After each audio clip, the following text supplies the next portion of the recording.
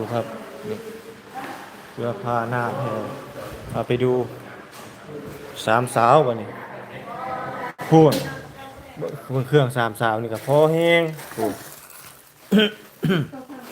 เอ้ยเครื่องสามสาวนี่ก็สิเตรียมเอากลับไลฟ์สดเด้อนี่เด้ออ้าวอันนี้คือบ่แม่นเครื่องบริจาคอันนี้เครื่องที่สามสาวคัดเลือกออกจากเครื่องบริจาคสาวๆสิบ่ได้ซื้อเครื่องแล้วบัดนี้ บ่ซื้อแล้ว เอาเครื่องตัวนี้แหละตัวงามๆเนาะสาวๆก็เลือกเอานี่โอ้คักเนาะใหญ่เอวบ่เอวใหญ่บ่พอดีเนาะพอดีงามเลยนะโอ้โตนี่บ่ซื้อแล้วบ่ซื้อบ่ดีเลย บ่ซื้อแล้วเนาะวันนี้เนาะโดยโอ้นี่เครื่องที่สาวๆนุ่งอยู่นี่ก็คือเครื่องที่